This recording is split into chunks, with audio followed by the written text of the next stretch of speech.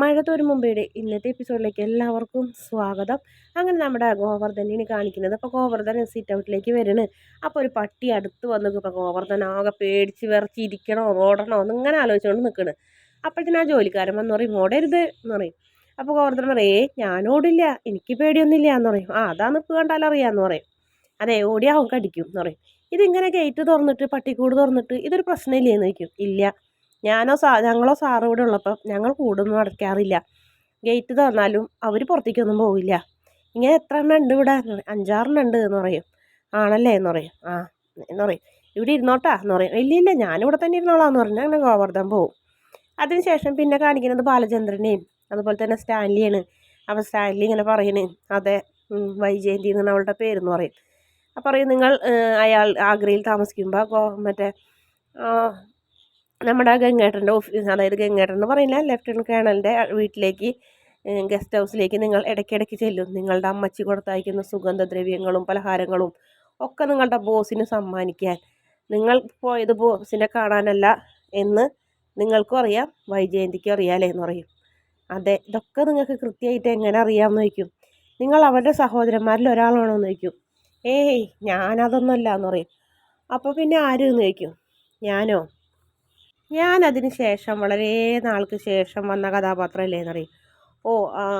വൈജയന്തി ആങ്ങളമാരുടെ പേര് ഗംഗാധരൻ, ശിവൻ, ശിവശങ്കര മേനോൻ, രാജീവ് മേനോൻ.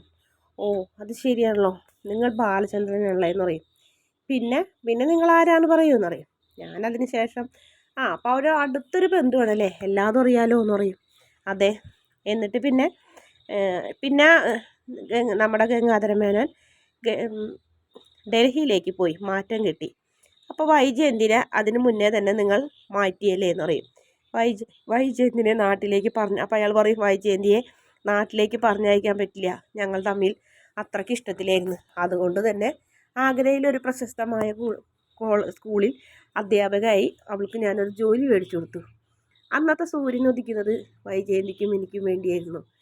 ഷാജഹാനും മുംതാസും താജ്മഹലും ഒന്നും ഞങ്ങളുടെ മുന്നിലൊന്നുമല്ല, ഞങ്ങളുടെ പ്രണയത്തിന് മുന്നിൽ എന്നിങ്ങനെ പറയുന്നു ഓരോന്നും. ബാലചന്ദ്രൻ്റെ ശംഖ് ഇങ്ങനെ കത്തിടതൊക്കെ കേൾക്കുമ്പോൾ അങ്ങനെ സ്നേഹിച്ചാണ്. ഇപ്പോൾ എല്ലാം പോയില്ലേ എന്ന് പറയും. അതെങ്ങനെ എല്ലാം പോണേന്ന് ചോദിക്കും. അങ്ങനെ എന്ന് വെച്ചിട്ടുണ്ടെങ്കിൽ അവൾ ഗർഭിണിയായില്ലേ എന്ന് ചോദിക്കും. ബാലചന്ദ്രൻ ചോദിക്കും. അതെ, അവൾ ഗർഭിണിയായിരിക്കുന്ന സമയത്ത് അവളുടെ ആങ്ങളമാരെല്ലാവരും കൂടി വന്ന് അവളെ പിടിച്ചുകൊണ്ട് പോയി. ആ കൂട്ടത്തിൽ നിങ്ങളും ഉണ്ടായല്ലേ എന്ന് ചോദിക്കും. ആ കൂട്ടത്തിലൊന്നും ഞാനുണ്ടായിട്ടില്ല മിസ്റ്റർ എന്ന് പറയും. ഒരു കാര്യം കൂടെ ചോദിച്ചോട്ടെ, നിങ്ങൾ അപ്പം ആ സമയത്ത് എവിടെയായിരുന്നു ചോദിക്കും. എൻ്റെ അമ്മ മരിച്ചു, ഞാൻ പുനലൂരായിരുന്നു, എനിക്ക് ആ സാഹചര്യത്തിൽ ഒന്നും ചെയ്യാൻ പറ്റില്ല. പിന്നെ നിങ്ങൾ വൈജയന്തിയെ കണ്ടിട്ടില്ലേ എന്ന് ചോദിക്കും. പിന്നെ ഞാൻ ഇന്ന് വരെ അവളെ കണ്ടിട്ടില്ല. അവൾ ഈ ഭൂമിയിൽ തന്നെ, ഞാൻ ജീവിച്ചിരിക്കുന്ന ഭൂമിയിൽ തന്നെ അവളും ജീവിച്ചിരിപ്പുണ്ടാവും. അവളും വിവാഹം കഴിച്ചിട്ടുണ്ടാവും, മക്കളും ഉണ്ടായിട്ടുണ്ടാവും. ഏതെങ്കിലും ഒരു വിഡ്ഢിയെ അവളെ വിവാഹം കഴിച്ചിട്ടുണ്ടാവും. അത് കേട്ടപ്പോൾ ബാലചന്ദ്രൻ ഒന്നും കൂടെ ഞെട്ടണ്. ഇപ്പം ഞാൻ വിവാഹം കഴിച്ചില്ലേ, എനിക്കും മക്കളുണ്ടായി. അത് ഞാനൊരു കാര്യം കൂടെ ചോദിച്ചോട്ടെ, എന്തുകൊണ്ട് നിങ്ങൾ വിഡ്ഢി വിവാഹം കഴിച്ചു എന്ന് പറയണേന്ന് ചോദിക്കും. അത് കാരണമുണ്ട്, അവൾക്ക് എന്നെ സ്നേഹിച്ച പോലെ ലോകത്ത് ഒരു പുരുഷന്മാരെയും ഇനി അങ്ങനെ സ്നേഹിക്കാൻ കഴിയില്ല. അഭിനയിക്കാൻ കഴിയും, പക്ഷേ അവൾക്ക് സ്നേഹിക്കാൻ കഴിയില്ല എന്ന് പറയും. അത്രയധികം അവൾ എന്നെ സ്നേഹിച്ചിട്ടുണ്ട് ഞാൻ അവളെ എന്ന് പറയും. അത് ശരിയാ, അങ്ങനെ ഒരിക്കലും അവൾക്ക് ഇനി വേറൊരാളെ സ്നേഹിക്കാൻ കഴിയില്ല, അവൾക്ക് അഭിനയിക്കാൻ മാത്രം കഴിയുള്ളൂ. അപ്പോൾ അയാളുടെ കണ്ണ് വീണ്ടും ചുരുങ്ങും. ഇതെങ്ങനെ നിങ്ങൾക്കറിയാമെന്ന് ചോദിക്കും. നിങ്ങൾ പറഞ്ഞില്ലേ ഏതെങ്കിലും ഒരു വിഡ്ഢി അവളെ വിവാഹം കഴിച്ചിട്ടുണ്ടാവുമെന്ന്. ആ വിഡ്ഢിന് ഈ നിങ്ങളുടെ മുന്നിൽ നിൽക്കുന്ന ഈ ഞാൻ എന്ന് പറയും. അതങ്ങോട്ട് കേട്ടോടുകൂടി സ്റ്റാലി ആകെ ഞെട്ടി, ഗ്ലാസ്സൊക്കെ കയ്യിലിരുന്ന് വിറച്ച്, ബ്രാൻഡിയൊക്കെ താഴെ പോകണ്, തകർന്നു പോണ്. കാരണം പറഞ്ഞത് മുഴുവൻ താനും വൈജയന്തിനും ചരിത്രം മുഴുവൻ വിളമ്പിയത് സ്വന്തം ഭർത്താവിനോടെന്ന് അറിഞ്ഞപ്പോൾ സ്റ്റാലിക്ക് എന്ത് ചെയ്യുമെന്നറിയാണ്ട് ഭൂമി പിളർന്ന് താഴേക്ക് പോകാൻ തോന്നി അയാൾക്ക്. അങ്ങനെ പിന്നെ കാണിക്കുന്നത് ഗോവർദ്ധനാണ്. ഗോവർദ്ധന് ചായയും കൊണ്ട് കൊടുക്കുന്ന ജോലിക്കാരൻ എന്തിനാ വന്നത്, പാലായിൽ നിന്ന് വന്നതെന്ന് പറഞ്ഞപ്പോൾ പാലായിൽ ഇവിടെ സാറിനായിട്ട് എന്ത് ബന്ധം, അതൊക്കെ ചോദിച്ചില്ലേന്ന്. ഞാൻ ചോദിച്ചു നിങ്ങൾ ഡ്രൈവറാണെന്ന്. ഡ്രൈവറല്ല, ഞാൻ അദ്ദേഹത്തിൻ്റെ അളിയനെന്ന്. ഞാൻ ചോദിച്ചില്ല, എന്തെങ്കിലും ഒരു ആവശ്യമില്ലാണ്ട് അളിയനും ഇങ്ങോട്ട് വരില്ല, അതുകൊണ്ട് ഞാൻ കൂടെ പോകുന്നു, അത്രേ ഉള്ളൂ എന്ന് പറയും. ശരി എന്നാൽ ഞാൻ പോട്ടെ എന്ന് പറഞ്ഞാൽ അയാൾ വീണ്ടും പോകും. അങ്ങനെ ഗോവർദ്ധനൻ ചായ കുടിച്ചിരിക്കും.